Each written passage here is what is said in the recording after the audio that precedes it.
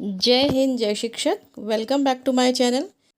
हम सभी इस समय निष्ठा ट्रेनिंग में जो हमने मॉड्यूल कंप्लीट किए थे उनकी तैयारी में लगे हुए हैं। तो आज मैं निष्ठा ट्रेनिंग का मॉड्यूल 5 जो आईसीटी से संबंधित है उसके नोट्स में आपके लिए लेकर आई हूँ। मैंने किस तरह बनाए हैं और किस तरह लिखा है। यदि आपको यूज़फुल लगे तो आप भी उनको पढ़ सकते हैं और अपने एग्ज़ाम की प्रिपरेशन भली भांति कर सकते हैं। तो वह डायरी या नोट्स मैं कह दूँ वो आपके साथ शेयर कर रही हूँ इस वीडियो में। यदि आपको अच्छे लगे तो लाइक और शेयर ज़रूर कीजिएगा। साथ ही मेरे चैनल को यदि सब्सक्राइब नहीं किया है तो सब्सक्राइब भी ज़रूर कर लीजिएगा। तो चलिए शुरू करते हैं अपना आज का वीडियो। निष्ठा प्रशिक्षण कार्यक्रम का जो कोर्स 5 है जो कि आईसीटी पर आधारित है, शिक्षण अधिगम और आकलन आईसीटी सूचना एवं संचार प्रौद्योगिकी का आकलन। इसमें अधिगम के उद्देश्य क्या है सबसे पहले वो जानेंगे। इस मॉड्यूल को सही ढंग से समझने के बाद शिक्षार्थी आईसीटी का अर्थ स्पष्ट कर सकेंगे, विषय वस्तु के मूल स्वरूप और शिक्षण अधिगम की नीतियों के अनुकूल उपयुक्त शिक्षण साधनों की पहचान कर सकेंगे। विविध विषयों के लिए शिक्षण अधिगम का मूल्यांकन हेतु विभिन्न ई कंटेंट डिजिटल या इलेक्ट्रॉनिक रूप में उपलब्ध सामग्री, उपकरण, सॉफ्टवेयर, हार्डवेयर की जानकारी प्राप्त कर सकेंगे। आईसीटी विषय वस्तु शिक्षण शास्त्र समेकन के आधार पर शिक्षण अधिगम की रूपरेखा निर्माण एवं क्रियान्वयन कर सकेंगे। आईसीटी की अवधारणा क्या है? यूनेस्को के अनुसार आईसीटी विभिन्न श्रेणियों की तकनीकी उपकरणों और संसाधनों का उल्लेख करता है जिनका उपयोग सूचनाओं के निर्माण, संग्रहण, संचारण, साझा करने या आदान प्रदान करने के लिए किया जाता है।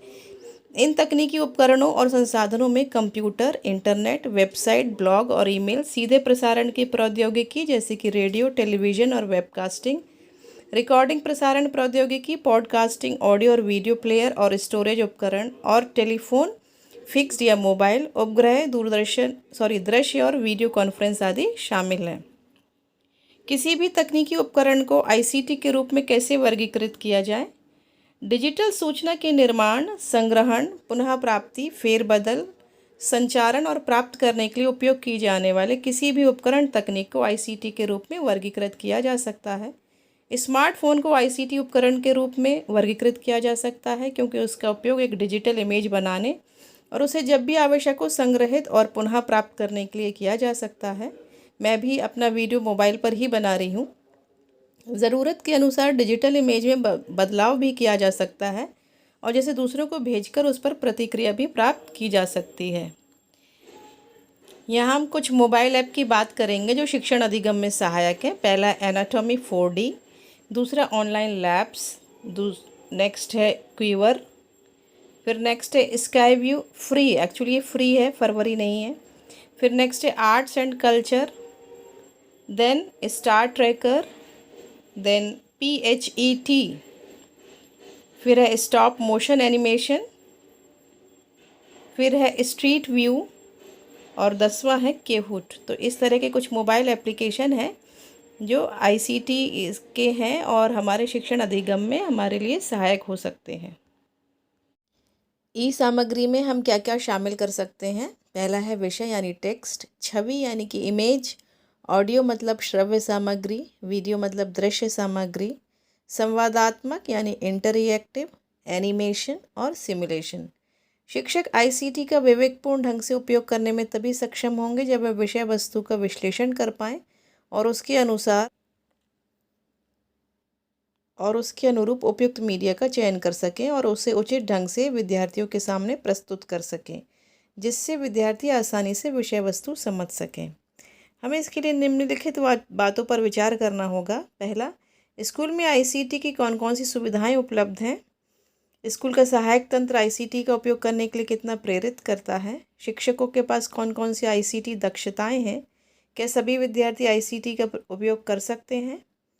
क्या उपलब्ध सुविधाओं और विद्यार्थियों की विशेषताओं के आधार पर आईसीटी उपकरण चुने गए हैं? कक्षा के माहौल का विश्लेषण करते समय बुनियादी ढांचे और मानव संसाधन दोनों पहलुओं पर ध्यान देना चाहिए।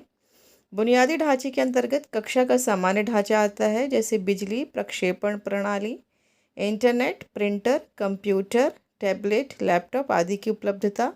मानव संसाधन से आशय शिक्षकों, तकनीकी जानकारों की उपलब्धता आईसीटी को ठीक तरह से समझ पाने में शिक्षक की योग्यता से है। शिक्षार्थी के बारे में विचार करने वाले मानदंड हैं जनसांख्यिकी, संज्ञानात्मक, मनोवैज्ञानिक, भावात्मक और सामाजिक।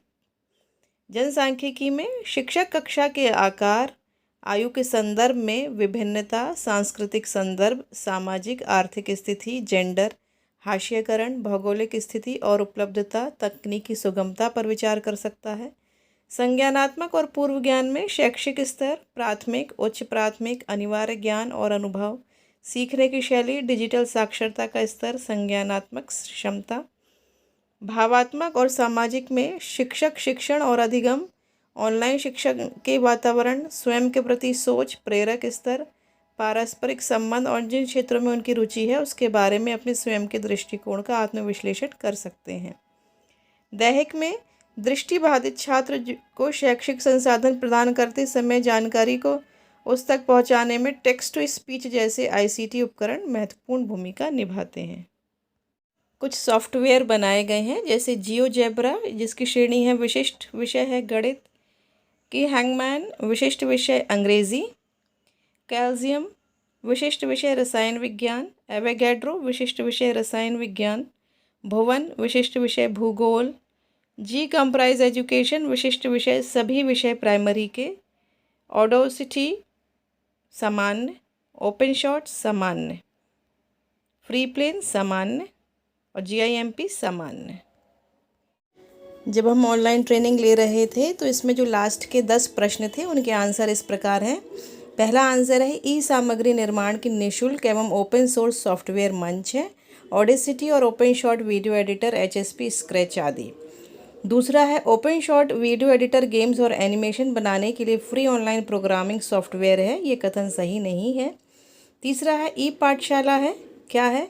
सभी शैक्षिक ई संसाधनों जैसे पाठ्यपुस्तकों, ऑडियो वीडियो, पत्र पत्रिका और अन्य प्रिंट और नॉन प्रिंट किस्म के शैक्षिक ई संसाधन का प्रदर्शन और प्रसार हर समय और हर जगह पर निःशुल्क उपलब्ध। एक वेब पोर्टल या मोबाइल ऐप जो छात्रों, शिक्षकों, माता पिता और शोधकर्ताओं के लिए शैक्षिक संसाधन उपलब्ध कराता है।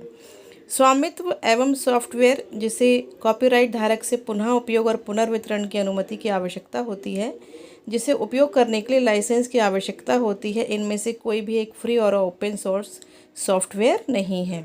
नेक्स्ट प्रश्न का आंसर है ICT समेकित शिक्षण के लिए विषय वस्तु विश्लेषण की आवश्यकता है। विभिन्न ICT उपकरणों का उपयोग करके शिक्षण दृष्टिकोण या विधियों की योजना, सीखने के परिणामों को प्राप्त करने और उनका आकलन करने के लिए उन अवधारणाओं पर जोर दें जहां ICT को एकीकृत किया जा सकता है। ICT उपकरण का उपयोग करके कक्षा में विभिन्न गतिविधियों का आयोजन। नेक्स्ट प्रश्न का उत्तर है ओपन एजुकेशन रिसोर्स OER है NROER सुलभ स्कूल विषय अवधारणा आधारित एक पुस्तकालय है जिसमें ऑडियो, वीडियो, सीखने की वस्तुएं, चित्र, प्रश्न बैंक, गतिविधियां, प्रस्तुतियां हैं जिन्हें डाउनलोड और साझा किया जा सकता है और जिन पर टिप्पणी भी की जा सकती है। अधिगम शिक्षण और मूल्यांकन के लिए उपयोगी स्वतंत्र रूप से उपलब्ध खुले आम लाइसेंस प्राप्त सामग्री और मीडिया। फिर है ई सामग्री है, क्या है? सूचना जो कि इलेक्ट्रॉनिक उपकरणों, कंप्यूटर, संगणक, जाल तंत्र जैसे इंटरनेट द्वारा उपलब्ध कराई जाए। रिपोजिटरी और वेब पोर्टल जैसे NROER, ई पाठशाला साक्षात, ओलाव आदि से प्राप्त सामग्री तथा डिजिटल टेक्स्ट, चित्र, ऑडियो, वीडियो, एनिमेशन, इंटरैक्टिव और सिमुलेशन के रूप में सामग्री। ICT अधिगम शिक्षण और मूल्यांकन में सहयोग इस प्रकार देता है। श्रव्य दृश्य सहित बहु ज्ञानेंद्रिय ग्रहणशील रणनीति प्रदान करता है जिसमें अधिगम की वृद्धि होती है। अधिगम के साधनों का भी कहीं भी और कभी भी अधिगम का अवसर प्रदान करता है। स्वयं निर्धारित गति से अधिगम और अवधारणा निर्माण को प्रोत्साहित करता है। नेक्स्ट प्रश्न का उत्तर था ICT कल्पना से संबंधित नहीं है। और लास्ट प्रश्न का उत्तर था अधिगम एवं शिक्षण के लिए ICT महत्वपूर्ण है। गुणवत्ता में सुधार के लिए, शिक्षण को प्रभावी बनाने के लिए, पारंपरिक विधि में बदलाव के लिए।